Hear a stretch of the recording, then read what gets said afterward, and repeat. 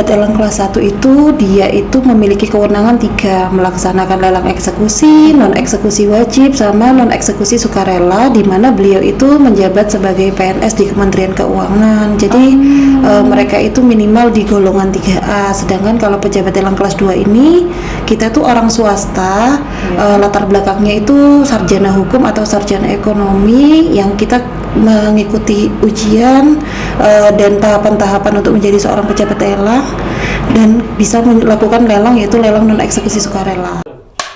Welcome to Diksi, diskusi bawa inspirasi.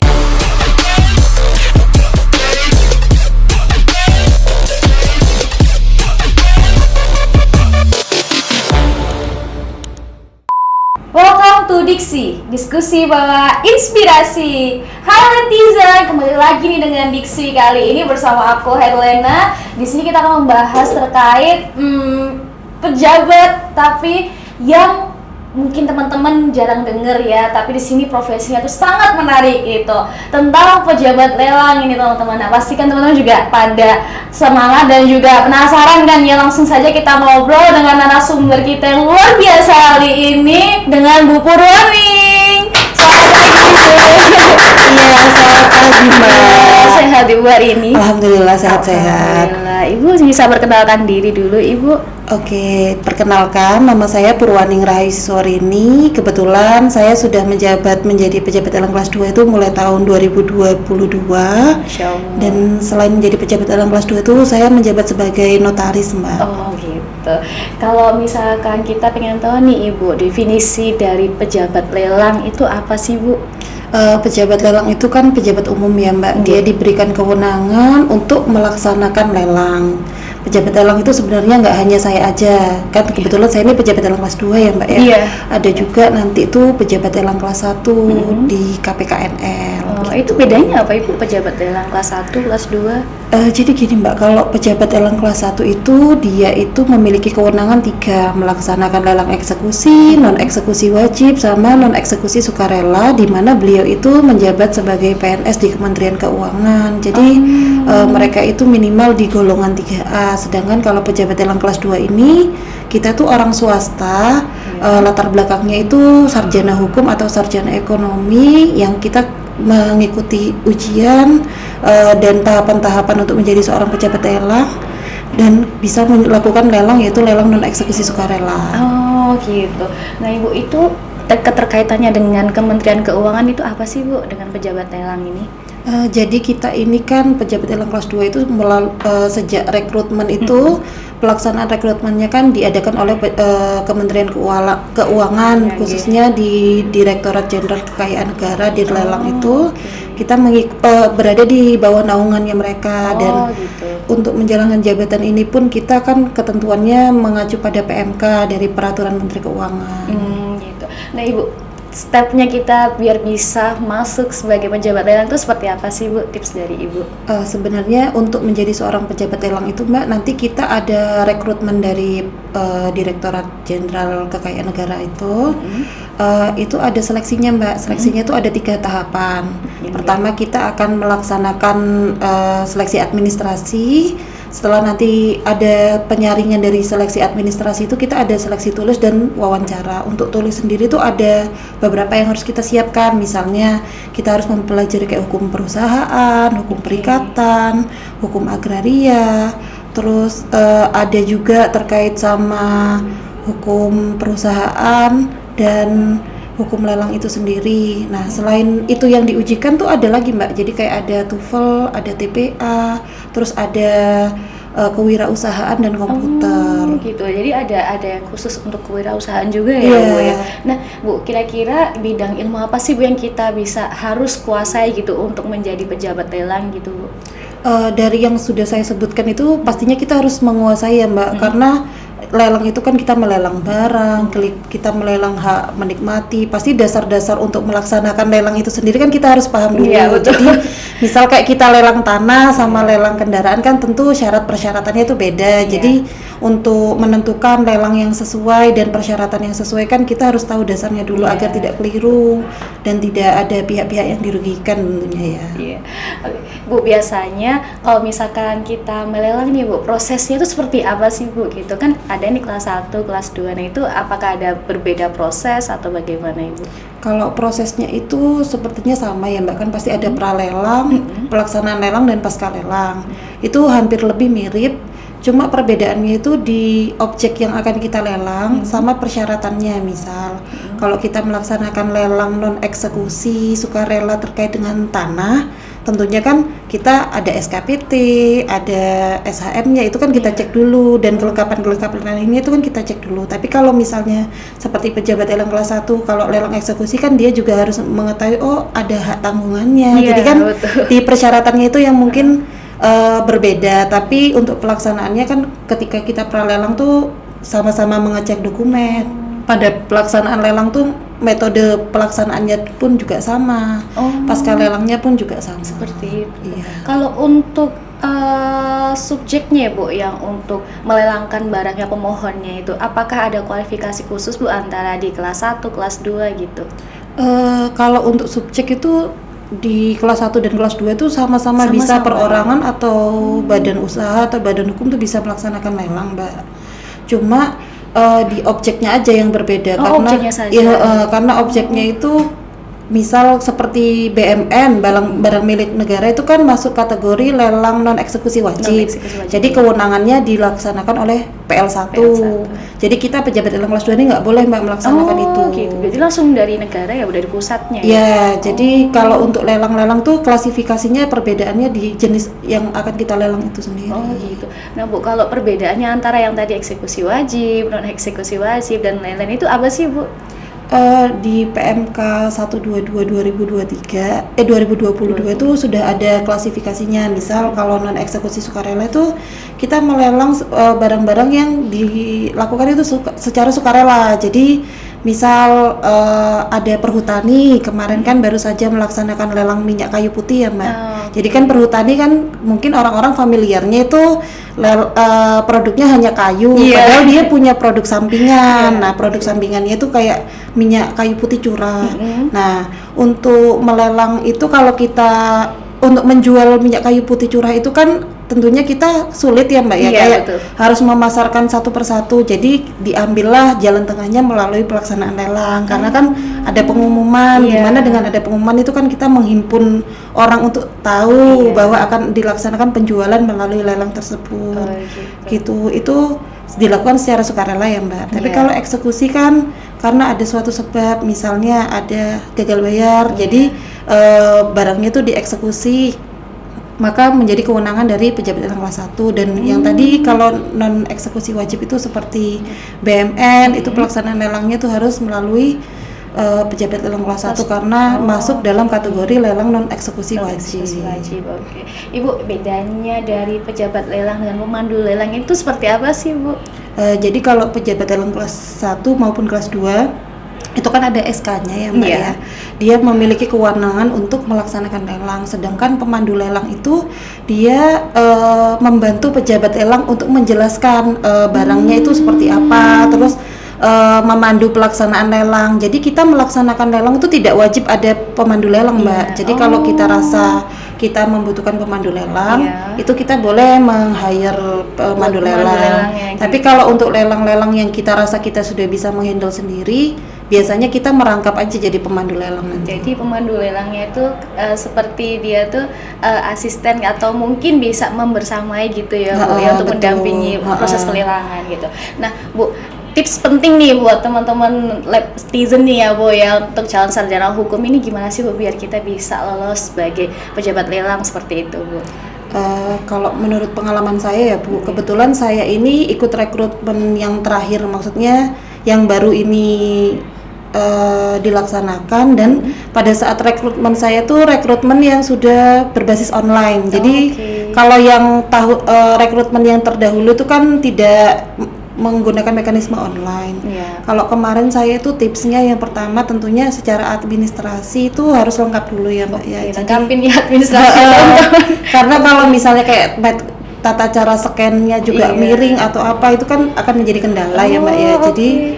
harus sesuai. Jadi kalau misalnya dia minta kayak SKCK gitu, Iya. ya udah dipenuhin Lengkapin aja gitu. dan dipastikan juga kan kadang-kadang ada orang yang SKCK-nya ternyata sudah mati Iya, gitu. Jadi betul. harus cek lagi apakah Masa kelengkapannya itu masih berlakunya, berlaku apa enggak. Karena kebetulan rekan saya juga ada yang pernah ikut bersama saya, cuma dia gagal karena SKCK-nya ternyata sudah expired gitu. Jadi kan sangat disayangkan ya Mbak, Iya. karena pejabat elang ini agak jarang ya Mbak ya. Iya, betul. Karena dia itu rekrutmennya nggak seperti notaris PPAT yang mungkin setiap tahun ada. Tapi kalau pejabat elang itu setahu saya, itu saya ujian tuh tahun 2021, di angkatan yang sebelumnya itu ujiannya kalau nggak salah 2018 kalau nggak Oh, salah. berarti Jadi gapnya agak lama ya? iya, Bu, ya? gapnya agak lama dan itu tidak ada aturan terkait harus berapa tahun sekali. Jadi tergantung kebutuhan dari Kementerian Keuangan. Oke. Jadi kan kalau kesempatannya jarang, kalau bisa dilengkapi. Terus kayak untuk seleksi tulis, Tulisnya, ya. itu kan materinya cukup banyak ya Mbak. Kita melakukan ujian tulis itu dengan materi yang tadi saya sebutkan dalam satu waktu. Jadi otomatis hal-hal yang kita pelajari kan banyak. Mungkin bisa dirangkum-rangkum dulu terkait materi-materi yang nanti akan diujikan. Karena untuk pembelajaran yang banyak sekali, tentu otak kita kan punya kapasitas Iya, untuk betul. belajar ya Bu ya. Iya. Jadi mungkin kita cicil hari ini belajar misal hukum agraria dulu, besok belajar hukum perusahaan, besok belajar apa, atau mungkin karena ini masih jauh-jauh hari, mungkin teman-teman yang TOEFL-nya masih belum bagus bisa belajar Iya. dulu atau ikut les dulu Iya. gitu. Jadi biar nanti ketika sudah ada ujian bisa langsung lolos. Iya. Terus setelah ujian tulis tuh nanti kita ada ujian wawancara Mbak. Oke, interview sama siapa Bu Ya, itu? biasanya itu dari eselon yang ada di Jakarta. Cuma Oh, kita gitu. kemarin pengalaman dari saya itu kan karena secara online ya Mbak. Iya. Jadi kita menyediakan perangkat seperti tab atau laptop untuk kita Zoom, tapi kita juga menyediakan kamera untuk pengawas. Jadi mereka juga mengawasi kita dari kamera yang ada di belakang Oh, kita. 360 gitu ya Bu? Iya, terus di depan tuh dikasih cermin Mbak. Jadi dari depan juga terlihat. Baik ujian tulisnya juga tetap Seperti ada. itu juga. Iya, Oh. jadi benar-benar tidak boleh tanya, tidak Iya. boleh ada orang lain selain kita. Ketat ya Bu. Iya. Jadi kita harus belajar nih netizen ya, jangan sesekali kalian teman-teman bolos kuliah ya Bu ya, terutama. Oke Bu, buat yang terakhir nih Bu, untuk soal sendiri ya Bu ya, itu kan ada beberapa hukum. Nah itu tuh soalnya bentuknya itu tertulis yang panjang isai atau seperti ABC seperti itu Bu biasanya. Kalau pengalaman saya kemarin tuh multiple choice ya Mbak. Multiple Cuma choice. dia itu lebih ke materi-materi dasar, misalnya pasal 13-20 tuh tentang apa gitu, iya, atau oke. hal-hal yang mendasar kayak kalau hukum perikatan tuh tentang apa Iya, gitu. Heeh. Jadi lebih ke hal-hal yang dasar. Kalau untuk yang wawancara itu karena kita itu pejabat lelang ada target ya Mbak. Iya. Jadi setiap tahun itu kita diminta untuk penggalian potensi. Jadi penggalian potensi itu kita membantu pemerintah untuk mengumpulkan namanya itu PNBP kan Mbak, PNBP lelang. Nah itu setiap PL2 tuh ada targetingnya. Jadi diharapkan teman-teman yang nanti lolos di pejabat lelang kelas 2 itu kan mereka yang sudah punya goals nantinya ketika mereka nanti akan menjadi pejabat Pejabat lelang tuh lelang. apa yang mau dilelang, atau dia yang sudah punya jiwa-jiwa kewirausahaan. Jadi kadang-kadang kan kalau kita tahu lelang identiknya lelang kendaraan, Iya, lelang rumah gitu gitu ya. ya. Padahal saat ini lelang tuh banyak beragam ya. Mbak. Kebetulan kan kemarin saya juga habis menang kejuaraan ya Mbak. Iya. Itu pejabat lelang pendukung UMKM terbaik. Oh, Masya Allah. Jadi yang bisa dilelang tuh nggak hanya barang-barang Barang-barang itu, aja. jadi barang-barang UMKM yang unik-unik, Iya. misalnya kayak kerajinan tangan, Iya. itu bisa dilelang. Oh, jadi nggak terbatas yang hanya kayak harta benda yang kayak kita lihat sehari-hari ya Bu, kayak rumah, kendaraan Iya, gitu ya Bu ya. betul. Oh, sangat menarik banget ya ternyata Iya. pejabat lelang Bu. Nah, ini kalau misalkan kayak gitu tuh apa harus dari mahasiswa hukum sih Bu menjadi pejabat lelang? Sebenarnya boleh lulusan ekonomi ya Mbak. Oke. Jadi untuk menjadi pejabat lelang kelas 2 itu syaratnya sarjana hukum atau sarjana ekonomi. Oh gitu, jadi nggak ada ketentuan khusus harus sarjana hukum ya, ternyata Iya. sarjana ekonomi juga ya. Tapi kita balik lagi kalau misalkan seleksi ya kita juga belajar hukum lagi ya Bu Iya, ya, betul. gitu. Jadi penting ilmu-ilmu dasar seperti itu ya. Nah Ibu, kita nih mau bahas terkait question box nih Bu. Ada teman-teman dari mahasiswa ini juga penasaran terkait pejabat lelang. Nah di question box kali ini itu ada pertanyaan dari Putri. Selama menjadi pejabat lelang, tantangan apa saja sih Bu yang telah sering terjadi dalam proses Ibu dalam pelelangan itu? Jadi karena pertama ya Mbak, saya pertama buka kantor kan nggak langsung di Malang. Iya. Saya buka kantor pertama itu di Kota Pasuruan kebetulan. Iya. Terus wilayah jabatannya saya kan dari Tulungagung sampai Probolinggo, yang mungkin kota yang lumayan agak maju kan di Malang Raya ya Malang Mbak ya. Raya, iya. Ada beberapa kota seperti kayak Pasuruan, Blitar, Tulungagung itu masyarakatnya masih belum familiar sama pelelangan. Jadi menurut pendapat mereka lelang itu ya lelang eksekusi. Jadi kalau saya punya hutang gagal bayar maka harus Eksekusi, dilelang ya. gitu. Jadi struggle awal waktu saya di sana itu memperkenalkan bahwa Sosialisasinya. ada loh lelang lain selain lelang eksekusi yang mungkin bisa membantu teman-teman untuk meningkatkan perekonomian. Misal kayak saya mulai dari lelang UMKM tadi ya Mbak. Jadi UMKM yang masih baru-baru, yang masih belum memiliki nama besar mungkin itu secara administrasi saya bantu. Jadi yang belum punya perizinan saya bantu pembuatan perizinan, yang belum punya NPWP saya bantu. Terus ada teman-teman UMKM yang kesulitan untuk membuat packaging, itu saya bekerja sama dengan SMK yang DKV. Untuk mereka kan butuh sarana untuk praktek ya Mbak, untuk memperbagus packagingnya. Terus saya melelang hal tersebut. Jadi dengan adanya lelang ini kan yang sebelumnya tidak tahu dengan produk tersebut menjadi tahu, akhirnya ada orang yang repeat order lagi gitu. Jadinya ada pertumbuhan ekonomi lah di Iya, sana. di situ, iya. Gitu. Itu mungkin struggle-nya memperkenalkan kembali Sosialisasi dulu ya Bu di masyarakat awam. Iya betul, itu struggle-nya. Terus yang kalau proses pelelangan itu kadang-kadang waktu pelaksanaan lelangnya tuh ada beberapa peserta yang seperti agak ricu, tapi masih bisa ditanggulangi lah kalau itu. Gitu. Oke, yang kedua Ibu terkait dari Indri Aulia. Apakah pekerjaan dari pejabat lelang bisa merangkap profesi Bu menjadi notaris ataupun advokat? Oh, jadi untuk menjadi seorang pejabat lelang itu hanya bisa dirangkap sama notaris aja. Jadi kalau misalnya nanti teman-teman kebetulan ada yang berprofesi sebagai advokat terus ingin menjadi pejabat lelang, berarti dia harus melepaskan advokatnya dulu karena pada syarat administrasi pejabat lelang kelas 2 seleksi itu ada surat pernyataan bahwa sedang tidak merangkap jabatan menjadi advokat, kurator, penilai ataupun karyawan dari balai lelang. Seperti Gitu. itu. Nah Bu, kalau berbicara nih Bu terkait notaris juga dengan pejabat lelang ya Bu, itu korelasi antara pejabat lelang dengan notarisan itu apa sih Bu? Sebenarnya kita sama-sama bikin akta otentik ya Mbak ya. Oh, Jadi kalau misalnya seperti tanah, ketika dia sudah dilelang, ada pembelinya, secara administrasi sudah dilengkapi, dilunasi juga, PNBP-nya juga sudah clear, lalu kan kita menerbitkan risalah dan kutipan risalah lelang gitu. Nah itu sudah bisa dilakukan untuk balik nama di BPN. Jadi tidak perlu ada akte lainnya gitu. Oh gitu.